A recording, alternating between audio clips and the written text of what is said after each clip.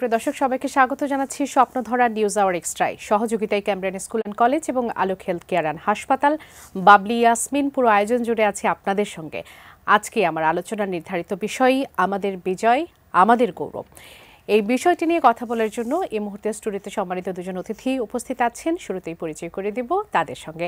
স্টুডিওতে আছেন অধ্যাপক ডক্টর আমিনা মহসিন, আন্তর্জাতিক সম্পর্ক বিশ্লেষক। স্বাগত ম্যাম। আছেন আনিস আলমগীর, সিনিয়র সাংবাদিক। স্বাগত জানাচ্ছি এই আয়োজনে। শুরুতে ম্যাম আপনার কাছে আসি।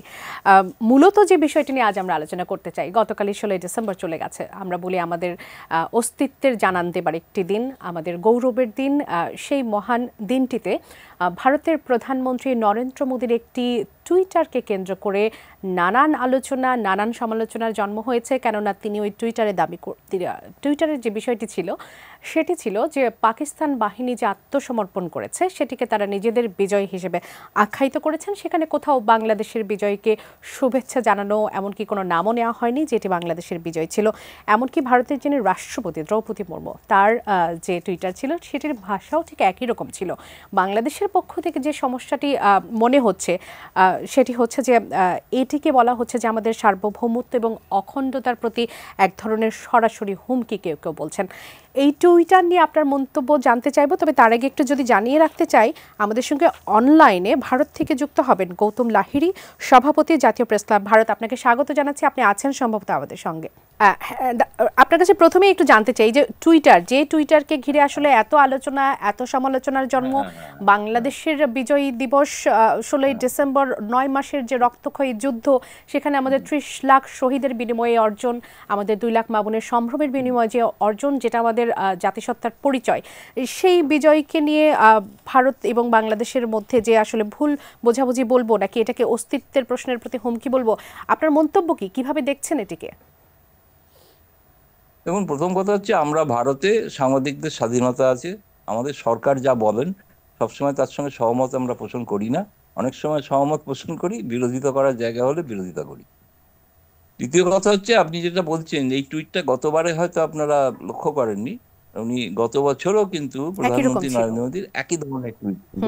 এটা একটা ভারতের আভ্যন্তরীণ রাজনৈতিক কারণে হয়তো যেটা আমরা মনে করি যে কংগ্রেস সরকারের এই মুক্তিযুদ্ধের সময় ভূমিকা ছিল, সেটাকে হয়তো বর্তমান সরকার অস্বীকার করতে চান। তবে আপনি যেটা বলছেন, যে আমি তো নিঃসন্দেহে মনে করি যে আপনি যদি ইনস্ট্রুমেন্ট সারেন্ডার 71 সেটা যদি পড়েন, তাহলে সেখানে স্পষ্ট ভাষায় লেখা আছে যে জগদীশ সিং অরোরা হচ্ছেন কমান্ডার ইন চিফ অব ভারতীয় সেনা ও মুক্তি বাহিনী যৌথ। ফলে মুক্তিযুদ্ধকে বা মুক্তি বাহিনীকে অস্বীকার করার ভারত কখনোই অস্বীকার করেনি।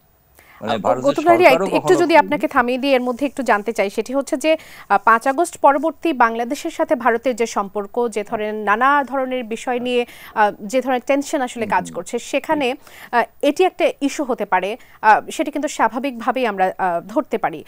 আপনাদের প্রধানমন্ত্রী থেকে শুরু করে রাষ্ট্রপতি থেকে শুরু করে সবার কাছ থেকে যখন এই বিষয়টি আসে, সেটিকে আসলে কিভাবে দেখছেন আপনি? এই সময় দুদেশের মানুষের মধ্যে বা দুদেশের সরকারের মধ্যে সম্পর্ক স্বাভাবিক হওয়া উচিত বলে মনে করি। এমন কোনো মন্তব্য দুদেশের পক্ষ থেকে কারোরই, কোনো দায়িত্বশীল ব্যক্তির এমন কোনো মন্তব্য করা উচিত নয় যাতে এই সম্পর্কে অনাস্থা তৈরি হয়। কারণ এই মুহূর্তে দুদেশের মানুষের মধ্যে একটা অনাস্থা তৈরি হয়েছে, যেটা কাম্য নয়। 4000 কিলোমিটারের আমাদের সীমান্ত, একে অপরকে ছাড়া আমাদের চলা সম্ভবই নয়। কেউ বললেও সেটা চলা সম্ভব। ভারত যদি কেউ, কোনো ভারতীয় বলে থাকেন বাংলাদেশকে বাদ দিয়ে আমরা চলবো, যেমন সম্ভব নয়। বাংলাদেশেরও কেউ যদি বলেন ভারতকে বাদ দিয়ে চলবো, সেটাও সম্ভব নয়। একে অঙ্গের সঙ্গে অঙ্গাঙ্গি ভাবে জড়িত। কতটা সীমান্তের কাঁটাতারের বেড়া দিয়ে দুটো দেশ আলাদা হলেও, সার্বভৌম দেশ হলেও, দুদেশের আর্থিক সাংস্কৃতিক সম্পর্ক তো একই রয়ে গেছে না, এটা পরিবর্তন করা যাবে না।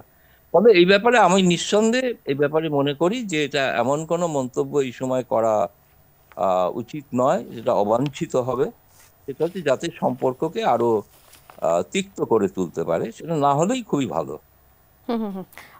ঠাকুর, আপনি আমাদের সঙ্গে স্বাধীনতা, সার্বভৌমত্বের প্রতি যেহেতু হুমকির প্রশ্নটি করছে বাংলাদেশের পক্ষ থেকে অনেকেই, সেটিকে আসলে কিভাবে নেওয়া যায় সেটি নিয়ে নিশ্চয়ই আলোচনা করব।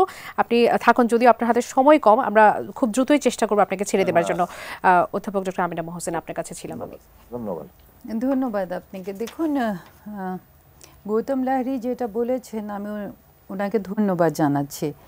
আমি আমার কথা মানে বিশ্লেষণে যাওয়ার আগে আমি প্রথমে শ্রদ্ধা জানাচ্ছি জাতি সেই শ্রেষ্ঠ সন্তানদেরকে যাদের ত্যাগের বিনিময়ে এবং সেই মা বোনদেরকে যাদের অনেক ত্যাগের বিনিময়ে আমরা আমাদের স্বাধীনতা পেয়েছি। এবং আপনি প্রথমেই বলেছিলেন যে এটা আমাদের অর্জন, আমাদের স্বাধীনতা, আমাদের গৌরবের মাস, এবং শুধু গৌরবের মাস না, আমাদের অনেক কান্নারও মাস, সেটাও আমাদেরকে মাথায় রাখতে হবে।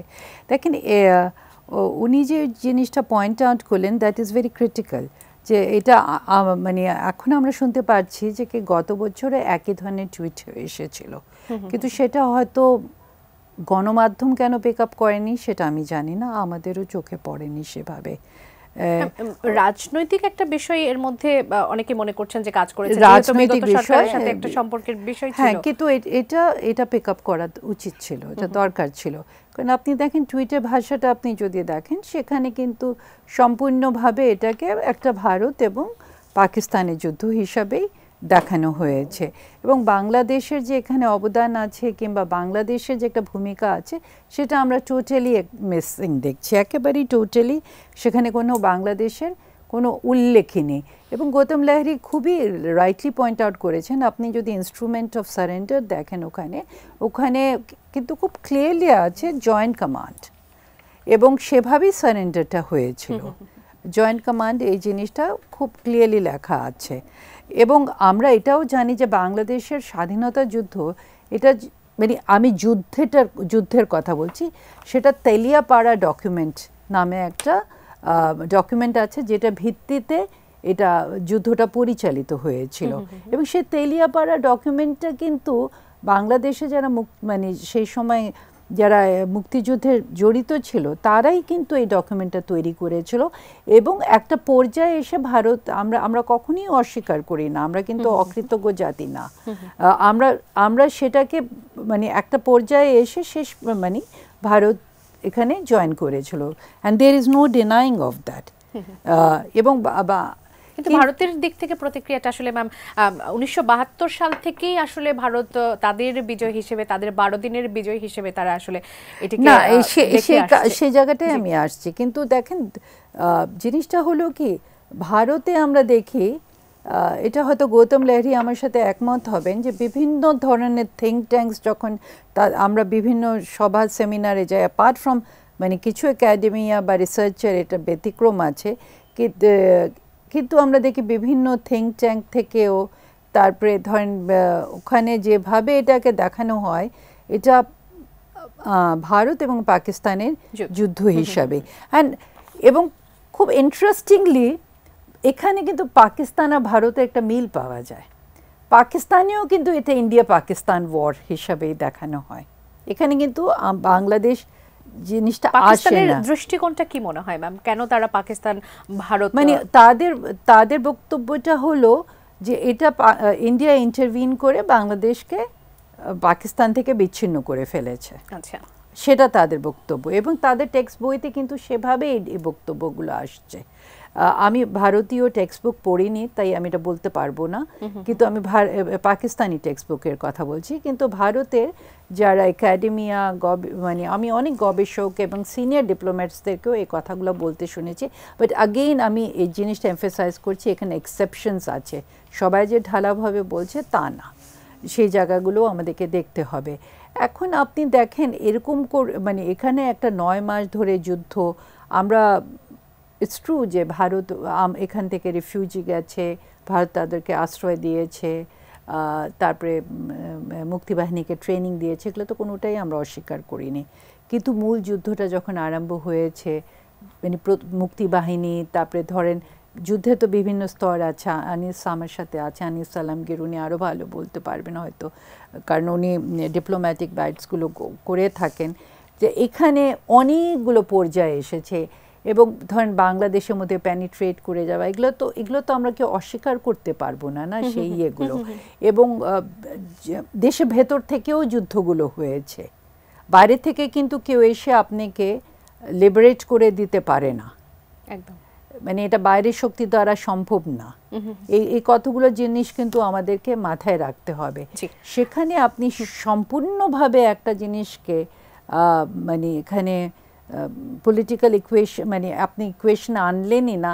এবং ধরেন যিনি যারা রাষ্ট্র ওখানে পরিচালনা করছে, আপনি বলতে পারেন তারা হাইপার ন্যাশনালিস্ট কিংবা ওরকম একটা পজিশন নিচ্ছে। অনেকে সেই কথাটাও বলে যে মোদি ইজ ভেরি ইডিওলজিক্যাল, তাই উনি এই ধরনের, এবং উনি যে বক্তব্যটা দিলেন যে কংগ্রেসকে কাউন্টার করার জন্য এই জিনিসটা করেছেন, বা তাদের ডোমেস্টিক পলিটিক্স, যেটা তাদের যে নিজস্ব অভ্যন্তরীণ একটা ভোট ব্যাংক আছে, তাদের জন্য এই জিনিসটা নির্বাচনের একটা করেছেন। বিষয় তাদের মধ্যে কি কাজ করছে মানে সেই, মানে আপনি নিজেদের জনতার জন্য এগুলো করছেন।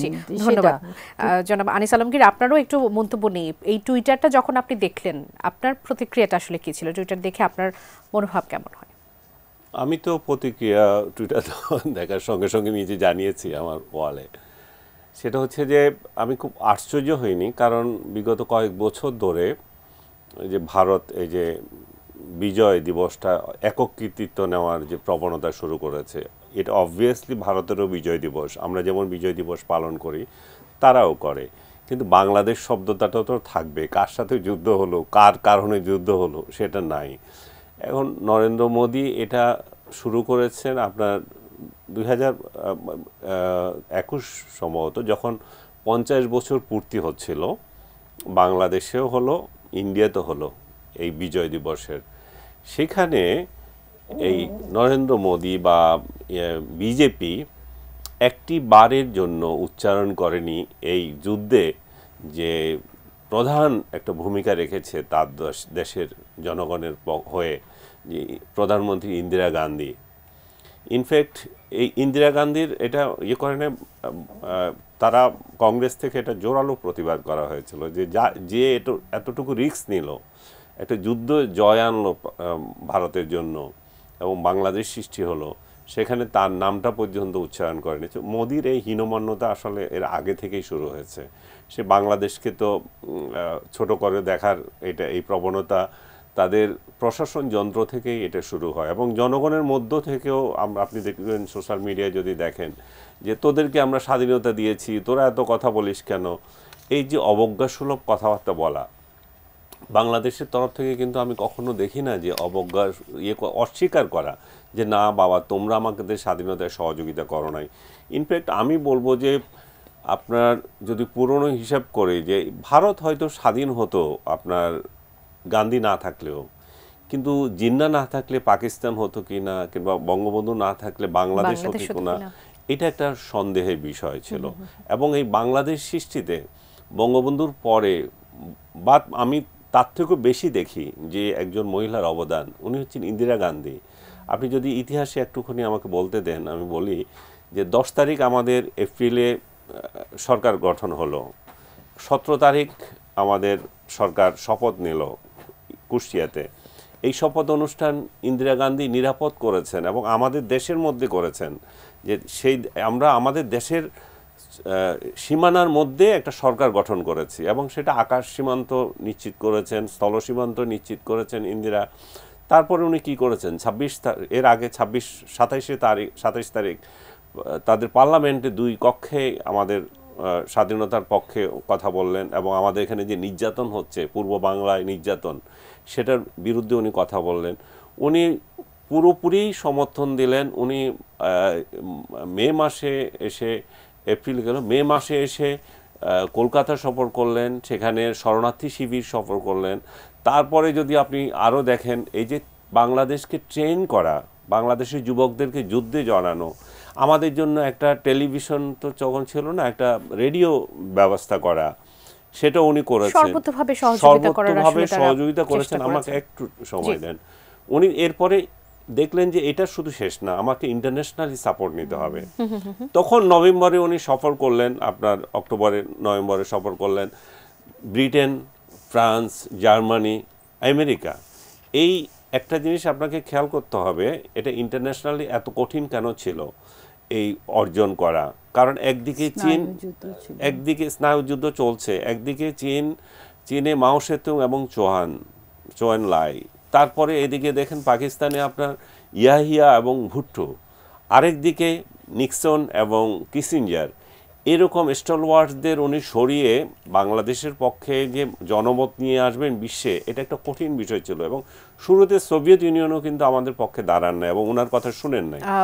একটু যদি আপনাকে একটু থামিয়ে দিতে চাই, কেননা গৌতম লাহিড়ীর কাছ থেকে আমাদের একটু বিদায় নিতে হবে, তাকে আরেকবার একটু কানেক্ট করতে চাই। গৌতম লাহিড়ী, নিশ্চয়ই আপনি আমাদের শুনতে পাচ্ছেন, আপনি একটু আনমিউট করে আমাদের সাথে যুক্ত হবেন।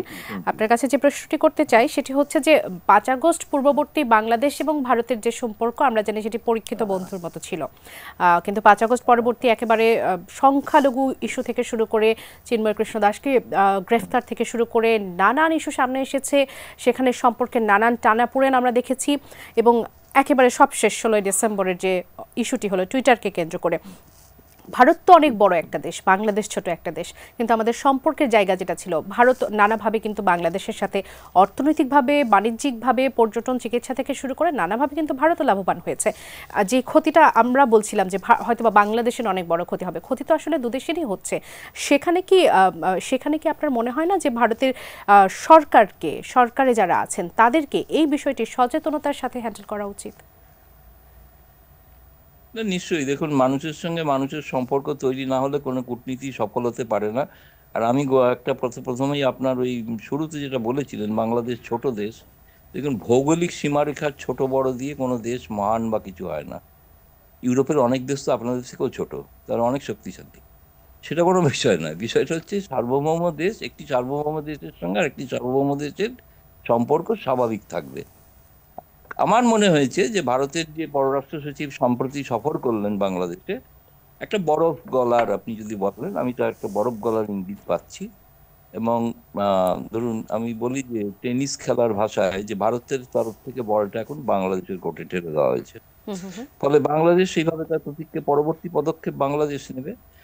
আমার মনে হয় একটা শুরু হয়েছে, এবং এই শুরুটা নানা টানা পড়ে, নানা ধরনের রেটরিক দুবাই পক্ষ থেকেই এগুলো আছে, কিন্তু টোনটা অনেকটা বেশি নরম হওয়া উচিত, এবং নরম হচ্ছে বিশেষ করে বলেই যদি আমার মিডিয়ার ধারণা। বিষয়টা একটু জানতে চাই, ভারতীয় মিডিয়াগুলো যে ধরনের প্রোপাগান্ডা, অপতথ্য, আমার মিডিয়া গুজব ছড়াচ্ছে, সম্পর্কে সে আপনাদের ব্যাপারে কি ওখানে অ্যাকশন নেওয়া বাংলাদেশের উচিত বহু বলে মনে করেন চ্যানেলেই না? আমি এটা বলে থাকি, আপনারা আসলে মূলত না বাংলা মিডিয়া দেখেন। পশ্চিমবঙ্গটা ভারত নয়, 90,000 সংবাদপত্র আছে, 900 চ্যানেল আছে, তার মধ্যে একটি চ্যানেলকে দিয়ে গোটা ভারতকে চেনা সম্ভব নয়। আমরা এটা ভারতের জি, দিল্লিতেও একটি চ্যানেল আছে, একটা নেই যে তা নয়। আমি যেমন আপনাকে বলতে পারি, আমি ভারতীয় হিসেবে আমি তো সেই চ্যানেল দেখি না, আপনারা বেশি দেখেন। আপনারা আর পাকিস্তানিরা আমাদের এই চ্যানেলগুলো বেশি দেখেন, যেগুলো আমরা দেখি না। এখন আমি ভারতীয় হিসেবে দেখি না, সত্যি কথা। অনেক সময় আপনাদের থেকে শুনে জানতে পারি যে ও, এটা নাকি দেখানো হয়েছিল অমুক টিভিতে। বেশ কয়েকটি তো চ্যানেল ছিল এগুলোকে আপনাদের, বেশ কয়েকটি হ্যাঁ, গণমাধ্যম এগুলোকে আসলে। গুরুত্ব না দিয়ে, এইগুলোকে যত গুরুত্ব দেবেন না, তারা আরো গুরুত্ব পাবে। কথাই আছে না যে পচা পানাতে কখনো ঢিল ছুটতে নেই, সেই ঢিলটা আবার গায়ে এসে লাগে। ফলে এটা না করা ভালো, এটাকে অবজ্ঞা করতে পারলে, উপেক্ষা করতে পারলে। দেখুন, আপনাদের ওখান থেকে তো অনেকে অনেক কিছু ভারত বিরোধী কথা বলছে। আপনারা ভারতীয় শাড়ি কিনে নিয়ে গিয়ে পুড়িয়ে দিচ্ছেন, অনেকের ভারতীয় বউ আছে শুনি, বিবাহ সূত্রে মানে জন্মসূত্রে ভারতীয়, বিবাহ সূত্রে বাংলাদেশি। ফলে এটা তো এখন তো তাকে তো আর পুড়িয়ে দেওয়া যাবে না, কিন্তু এগুলো কিন্তু, এগুলো কোনো রাজনৈতিক আলোচনার বিষয় হতে পারে না, বিষয়টা সিরিয়াস। হ্যাঁ, ইউনূস সরকার যা চাইছেন সেটাতে ভারত সরকার সদর্থকভাবে প্রতিক্রিয়া দিচ্ছে কিনা, দুজনে কোনো একমত হচ্ছে। দেখুন, পররাষ্ট্র সচিবের বৈঠকের আপনি যদি বিবৃতিগুলো দেখেন, সেগুলো কিন্তু আমার মনে হয়েছে খুবই ইতিবাচক, এবং ভবিষ্যতে অনেক কিন্তু নতুন দিগন্ত খোলার পথ কিন্তু তৈরি হচ্ছে। এটাকে, এই ধরনের কথাবার্তা যারা বলছেন, সেটাকে গুরুত্ব দিলে এই প্রক্রিয়াটা ব্যাহত হয়ে যাবে। অসংখ্য সুতরাং ধন্যবাদ আমি শেষ আপনাকে। কথা জি, যেটা বলবো, শুভরাত্রি। আপনারা সবাই ভালো থাকুন, ভারত বাংলাদেশ বন্ধুত্ব দীর্ঘজীবী হোক, সরকারে যেই থাকুক না কেন। অসংখ্য ধন্যবাদ আপনাকে আমাদের আয়োজনে যুক্ত হবার জন্য, কৃতজ্ঞতা প্রকাশ করছি। দর্শক, এই মুহূর্তে আমাদের সঙ্গে ফোনে যুক্ত আছেন দুজন দর্শক, আমরা তাদের প্রশ্নটি একটু নিতে চাই শুরুতে। দর্শক, স্বাগত জানাচ্ছি। কে বলছেন, কোথা থেকে বলছেন, আপনার প্রশ্ন করবেন। হ্যালো, আমি আব্দুল ওয়াহাব মন্ডল রাজবাড়ী থেকে বলছিলাম। জি, বলবেন। আসলে 15 আগস্টের পর যে ভারতের বর্তমান সরকারের যে হাসিনা নীতি, এর থেকে কোনো রকম বাড়া আসতে পারছে না। আমাদের বাংলাদেশের পক্ষ থেকে সর্বদলীয় জাতি একতাবদ্ধ হয়ে যে মিছিল, যে বার্তা দিল, তারপরে আবারও এই 16ই ডিসেম্বর নরেন্দ্র মোদী যে প্রেস ইস্টমার্কন করলেন, তা আমরা এই দেশের পররাষ্ট্র মন্ত্রণালয় থেকে এর কোনো আশা পাচ্ছি কিনা। জনাব আনিস আলমগীর, আপনার কাছে ছিলাম, আপনার কথা শেষ করতে পারেনি, সেটি শেষ করবো এবং সেই সাথে একজন দর্শক ছিলেন, তার প্রশ্নটি নিশ্চয়ই শুনেছেন, সেটিরও উত্তর নেব। আমি শেষ করছি এটাই যে ইন্দিরা গান্ধী কিন্তু মানে প্রচণ্ডভাবে এই বিজয়ে বাংলাদেশের অবদান রেখেছেন এবং উনি নিক্সনের সাথে যেভাবে ফাইট করেছেন, এবং নিক্সন তার মেমোয়ার্সে লিখেছে যে আমাদের 2 দিনের বৈঠক হলো কিন্তু একটা বদির আলোচনা, মানে কেউ কেউ কোনো শব্দ করে না, কেউ কাউকে কনভিন্স করতে পারে না। এই অবস্থা থেকে কিন্তু আমেরিকান জনগণ বাংলাদেশের পক্ষে ছিল, সেই অবস্থায় একটা পর্যায়ে নিয়ে এসেছেন। সবচেয়ে যে বিতর্কতা যেটা হচ্ছে, ওরা একক কৃতিত্ব যে ইন্ডিয়া নিয়ে যাচ্ছে, এটা ইন্দিরা গান্ধী নিজেই তো সমাধান করে দিয়েছেন। উনি 1 ডিসেম্বর আপনার কলকাতায় এসেছিলেন এবং 3 ডিসেম্বর পর্যন্ত ছিলেন। সেই সময়ে এই যে যুদ্ধ কিভাবে পরিচালিত হবে সেটা নিয়েই আলোচনা হয়েছে তাজউদ্দিন সহ অন্যান্যদের সঙ্গে, এবং ওরা বলছিল যে এককভাবে করবে যুদ্ধ পাকিস্তানের সাথে যে যুদ্ধটা, কিন্তু আমাদের ওসমানী সহ অন্যরা বলছেন না, এটা যৌথ কমান্ডে হতে হবে। তারপরে সেটা মুক্তিবাহিনী এবং তাদের বাহিনী মিলে যৌথ কমান্ডের একটা যুদ্ধ হয়েছে এবং যৌথ কমান্ডেরই শেষ পর্যন্ত ইয়ে হল। এবং 3 তারিখে উনি যখন এই সিদ্ধান্ত নিয়ে দিল্লিতে চলে যাচ্ছেন, তখনই পশ্চিম সীমান্তে তাদেরকে আক্রমণ করা হলো এবং 13 দিনের যুদ্ধের পরে বাংলাদেশ স্বাধীন হলো। এবং স্বাভাবিকভাবে এখন আমাদের এখানে একটা আসে, আমরা কিছুক্ষণ আগেও বলছিলাম যে স্যারেন্ডারটা কার কাছে করবে, স্যারেন্ডারটা একটা জেনারেল আরেকটা জেনারেলের কাছে করবে, এটাই স্বাভাবিক। বাংলাদেশে তো কোনো জেনারেল নাই, এবং নেতৃত্ব দিচ্ছেন যৌথ কমান্ডের যিনি নেতৃত্ব দিচ্ছেন তার কাছেই করবে। এবং স্যারেন্ডারের আরও অনেকগুলো নিয়ম আছে, যেমন আপনি পিওডাব্লিউ সুবিধা পাবেন কিনা, এটা একটা বড় জিনিস। আপনি যুদ্ধ অপরাধী হিসাবে যে থাকছেন, আপনাকে তো দিতে হবে। আপনি আমাকে গ্রেপ্তার করলেন আর মাইরা ফেললেন, এটা তো হবে না। ইন্টারন্যাশনাল লগুলো মানা, যেহেতু বাংলাদেশে কোনো তখন বাহিনী নেই, কোনো কাঠামো নাই, তাহলে সেটা ইন্ডিয়ার উপরে তারা ভরসা করেছে এবং বাংলাদেশও সেটা মেনে নিয়েছে। এবং এখানে কোনো ভুল ছিল না যে আমাদের এখান থেকে বারবার বলা হয় অরোরার কাছে করলো কেন, আমাদের কাছে করলো না কেন। ভাই, একটা জেনারেল আর একটা জেনারেলের কাছে করবে, এটাই স্বাভাবিক। এবং যুদ্ধটা ওদেরও অবদান আছে। ওরা পাকিস্তান, এই যে আপা বলছিল, পাকিস্তান এবং ভারত 2 দেশেই বলে যে ওই এক দেশ আরেক দেশে, বিষয়টা কি কিছুটা এরকম যে তখন পর্যন্ত বাংলাদেশের স্বীকৃতিও তো সেভাবে আসলে হয়নি, মাত্রই যুদ্ধ শেষ হয়েছে এবং সেই বিষয়টি প্রথম ইন্টারন্যাশনালি তো স্বীকৃতি হয় না। 2টা দেশ 3টা দেশের মতো স্বীকৃতি দিয়েছিল, ভারত ভুটান, তারপরে 16 তারিখের পরে সে অন্যরা দিচ্ছে। তো এমন একটা পরিস্থিতিতে একটা সুসজ্জিত বাহিনী একটা দেশের আরেকটা দেশের কাছে যাবে, ইন্টারন্যাশনাল ল অনুযায়ী তার সিকিউরিটি কতটুকু আছে সেটা দেখবে। এগুলোতে কোনো ছিল না। আমরা যদি একটু দর্শকের প্রশ্ন উত্তর নেই, কেননা যখনই ভারত বাংলাদেশের ইস্যুগুলো সামনে এসেছে তখনই কিন্তু গণমানুষের ক্ষোভটা সেখানে আছে যে আমাদের পররাষ্ট্র মন্ত্রণালয় আসলে কি ধরনের ব্যবস্থা নিচ্ছে। এই প্রশ্নেও কিন্তু একই বিষয়টি এসেছে। উনি একদম যথার্থই বলেছেন, বাংলাদেশ কেন সবসময় এটা নিয়ে ইগনোর করে যায়, একক কৃতিত্ব দাবি করতে যায় সব সময় এবং ইনসাল্ট করে অনেকটা বাংলাদেশকে। তো সেই দিক থেকে বাংলাদেশ কিন্তু এই যে আপনার এটা কি আপা, যেটা কলকাতায় যেটা হয় প্রতি বছর এই কমান্ডের, ইস্ট কমান্ড বোধহয় তাদের, ইস্টার্ন কমান্ড, হ্যাঁ ইস্টার্ন কমান্ডের, সরি আমি মনে পড়ছে, ইস্টার্ন কমান্ডে যে আলোচনা হয়, সেলিব্রেশন হয়, সেখানে কিন্তু বাংলাদেশ আনুষ্ঠানিকভাবে অংশগ্রহণ করে। এই অংশগ্রহণ করা মানে কি, মানে হচ্ছে স্বীকৃতি দেওয়া। প্রায় 3000-এর মতো যে ভারতীয় বাংলাদেশের জন্য জীবন দিল, সেটারও বাংলাদেশ স্বীকৃতি দেয় সেই অনুষ্ঠানে অংশগ্রহণ করে। সো বাংলাদেশ একেবারে একটা অকৃতজ্ঞ দেশ, সে কোনোভাবেই স্মরণ করে না, এগুলা একদম ফাউল কথা। তবে আমি নিজে একটুখানি দুঃখ এখনো পাই যে 2017 সালে শেখ হাসিনা যখন ক্ষমতায়, ইন্দিরা গান্ধীর 100 বছর পূর্তি হলো, তিনি পার্লামেন্টে একদিন ওনার জন্য 2টা শব্দও বললেন না। শেখ হাসিনা আসলে যে বাংলাদেশের মুক্তিযুদ্ধটা ওনার বিরুদ্ধে যেটা বলে মানুষ, তার বাবার কৃতিত্ব, দুনিয়ার সব কিছু, এটাতে ভুলে গেছেন। এবং ইন্দিরা গান্ধীর কৃতিত্বটা উনি কোনোদিন স্মরণ করেন নাই। এটা করা উচিত। আমি মনে করি যে বাংলাদেশ যদি আনুষ্ঠানিকভাবে কারো কাছে মানে কৃতজ্ঞতা স্বীকার করে ভারতের কাছে, প্রথম ইন্দিরা গান্ধীর কাছে। জি, ধন্যবাদ। তারপর ভারতীয় জনগণ। ডক্টর আমিনা মোহসেন, আপনার কাছে আসি, সেটি হচ্ছে যে ভারত বারবার সেই 1972 থেকে আমরা বলে আসছি, তারা যেভাবে নিজেদের 12 দিনের এই যুদ্ধকে তাদের নিজেদের বিজয় বলে আসছে, যেমনটি আমরা জনাব আনিস আলমগীরের কাছ থেকে শুনছিলাম, আপনার কাছ থেকে শুনছিলাম যে পাকিস্তান ভারত বরাবরই এটাকে বাংলাদেশের বিজয় বলতে অনেকটা অনীহা প্রকাশ করেছে, তারা তাদের যুদ্ধ হিসেবে চালিয়ে দিচ্ছে, তারা 12 দিনের যুদ্ধকে বিজয় বলে চালিয়ে দিচ্ছে। আমরা 53 বছরেও কেন আমাদের বিজয়টা প্রতিষ্ঠিত করতে পারলাম না? আমাদের আসলে সংকটের জায়গা কোথায়? না দেখুন, আমরা তো প্রতিষ্ঠিত করেছি। ওরা এটা আপনি যে প্রশ্নটা করলেন না, মানে এটা তো না যে আমাদের স্বাধীনতা আমরা প্রতিষ্ঠিত করিনি। তাদের দৈন্যতা যে তারা স্বীকার করছে না।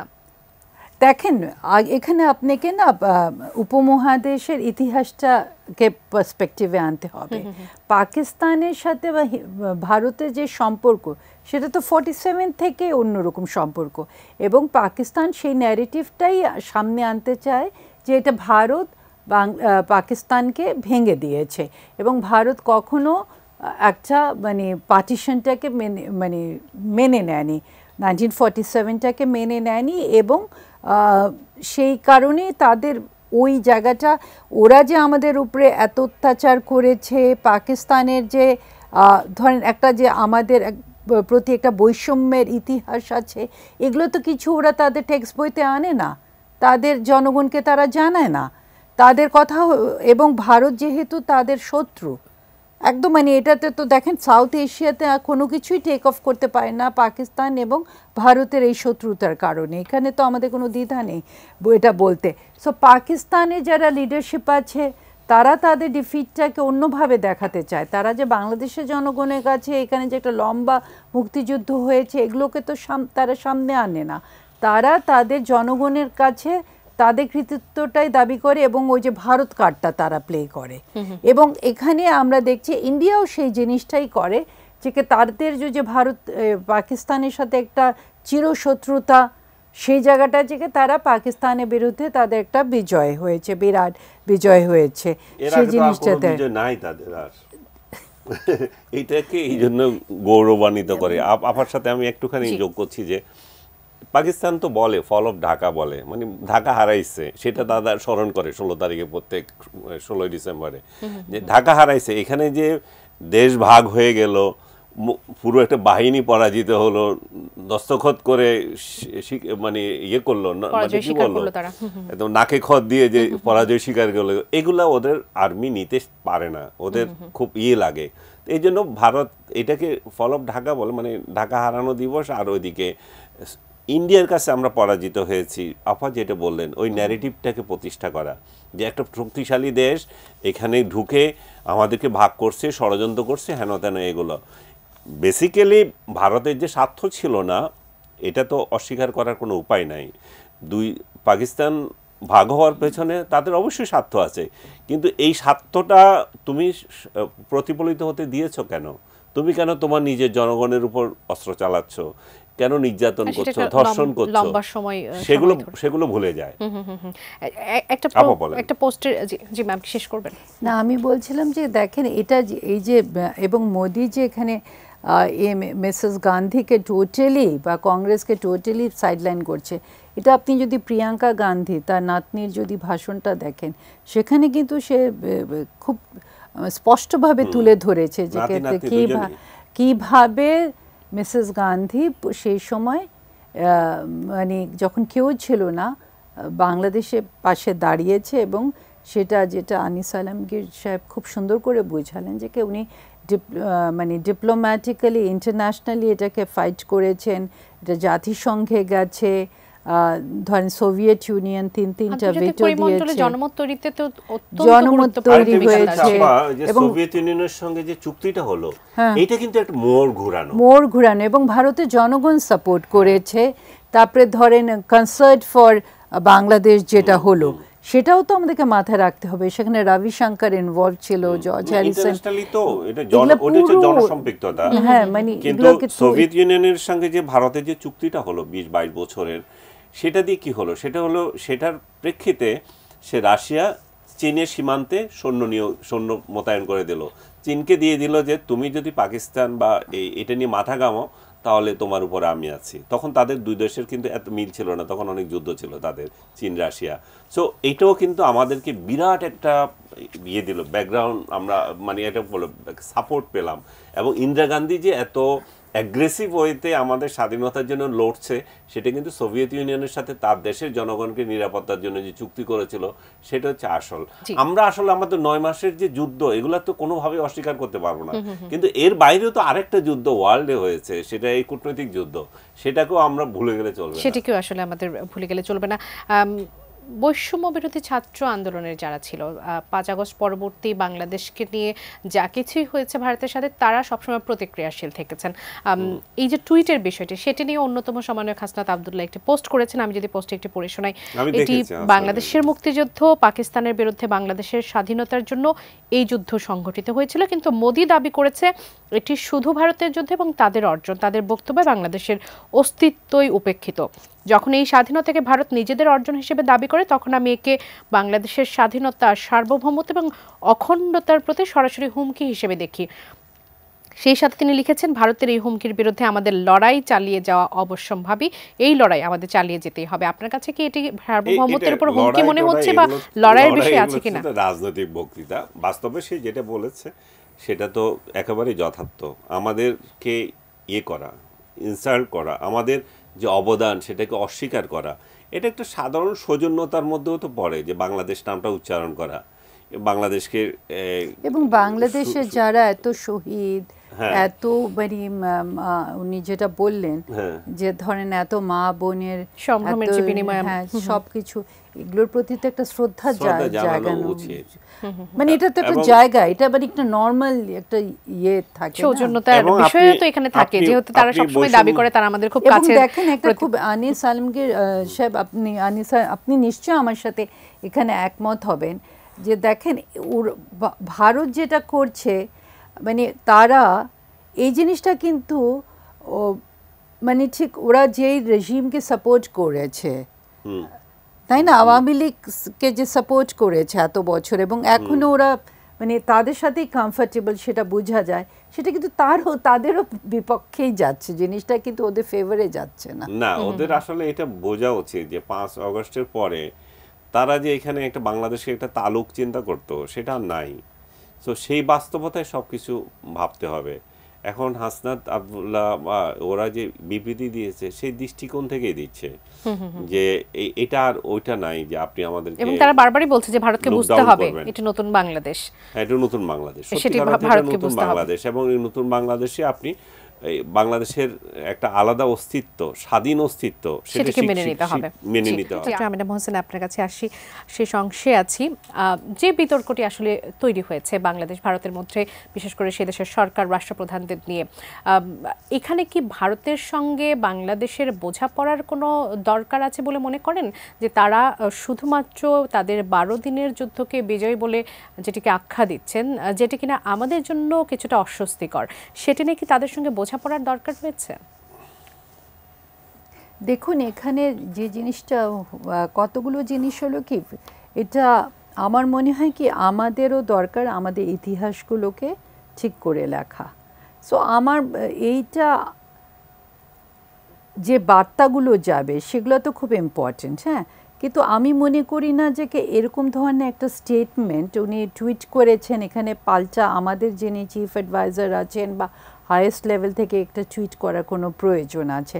বরঞ্চ ধরেন আপনি যে মিডিয়া থেকে যে বার্তাগুলো যাচ্ছে, বা আমাদের যা ধরেন এটা তো ইলেকট্রনিক মিডিয়া, ধরেন প্রেস মিডিয়া যেগুলো আছে, ওখান থেকে এগুলো গেলেই ভালো। কারণ কতগুলো জিনিস আছে যেগুলোকে আমার মানে ইগনোর করাটাই ভালো, আমরা মনে করি যে সেগুলোকে ইগনোর করাটাই ভালো। বাট এগুলোকে এন্টারটেইন, আপনি যত এগুলো এন্টারটেইন করবেন না, সেগুলো ততটাই বাড়বে। কারণ আপনি দেখেন এই জিনিসটা নিয়ে ভারতের মধ্যে কিন্তু তোলপাড় হচ্ছে।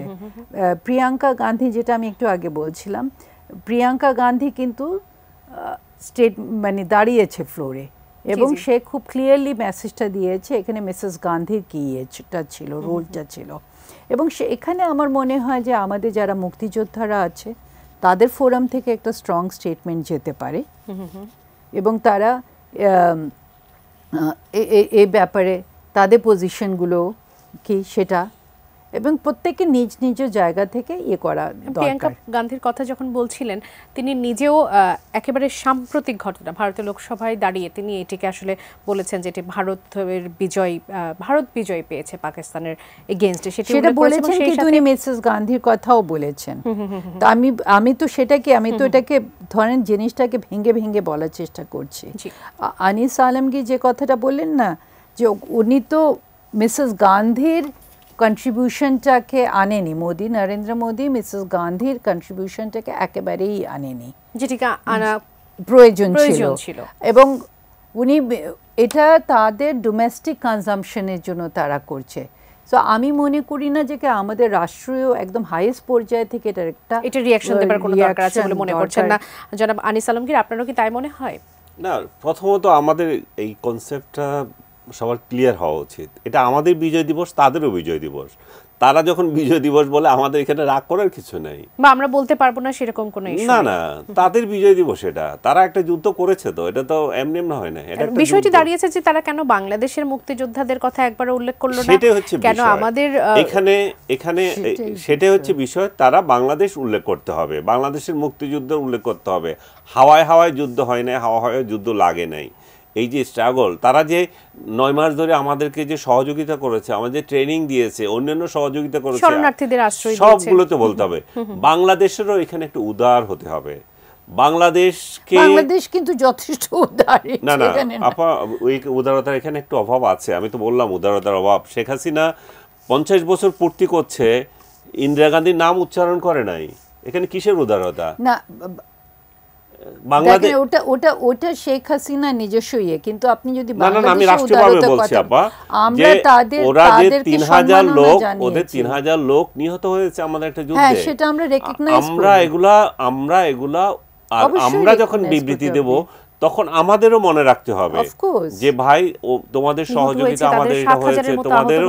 হ্যাঁ, 7000-এর মতো আহতও হয়েছে, প্রায় 10,000। এগুলো আমরা কেউ অস্বীকার করি, এগুলো আমরা অস্বীকার করি না, কিন্তু রাষ্ট্রীয়ভাবে আমরা যখন বিবৃতি দিই, যেমন যখন আমি মোদিরটার সমালোচনা করছি, তখন ওরাও আবার বলতে পারে তোমাদের যে রাষ্ট্রপ্রধান, তোমাদের যে সরকার প্রধান, তারা কি উল্লেখ করেছে আমরা আমাদের ত্যাগটা?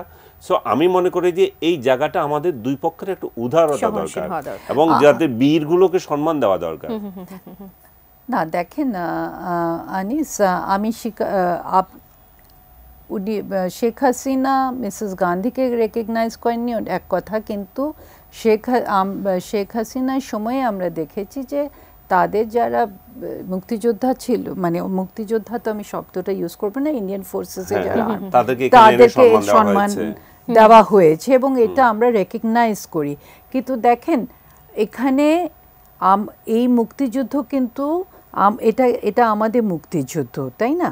এটা 9 মাস চলেছে, এবং এটা আমি যেটা প্রথমে বলেছিলাম যে একটা স্পষ্টভাবে এখানে সাধারণ মানুষ জড়িত ছিল, এই দেশের নারীরা জড়িত ছিল, দেশের ভেতরে যুদ্ধ হয়েছে, ওপার থেকে এসেছে, মানে অনেক ওপার থেকে, মানে যারা মুক্তিযোদ্ধারা ভারতে আশ্রয় নিয়েছে তারা এসে যুদ্ধ করেছে, ভারতের সহযোগিতা ছিল। কিন্তু কোনো মানে ভারত ক্যানট ক্লেম যে এটা তাদের সেন্ট্রাল রোল দাবি করতে পারে না, তারা করতে পারে না, এটা সহযোগী। হ্যাঁ, সেখানে কি সেটা নিয়ে আমাদের আলোচনার সুযোগ কি আছে ম্যাম? যদি না, অফকোর্স এটা নিয়ে তো আমরা আলোচনা করছি, আলোচনার সুযোগ তো আছে। স্মরণ করে দিতে হবে যে তোমরা আমাদের সহযোগী ছিলে, রাষ্ট্রীয়ভাবে করা তোমাদের না, কিন্তু তারা সেই জায়গাটা ভুলে যায়। এই ভুলে গিয়ে এই সমস্ত। অসংখ্য ধন্যবাদ অধ্যাপক ডক্টর আমিনা মহসিন, ধন্যবাদ আনিস আলমগীর আমাদের এই আয়োজনে যুক্ত হওয়ার জন্য। সুপ্রিয় দর্শক, আপনারা এতক্ষণ আমাদের সঙ্গে যারা ছিলেন, এটিএন নিউজের সঙ্গে থাকুন, নিউজ আওয়ার এক্সট্রার সঙ্গে থাকুন। আগামী পর্ব দেখার আমন্ত্রণ জানিয়ে আজ এখান থেকে বিদায় নিচ্ছি। ধন্যবাদ সবাইকে, শুভরাত্রি।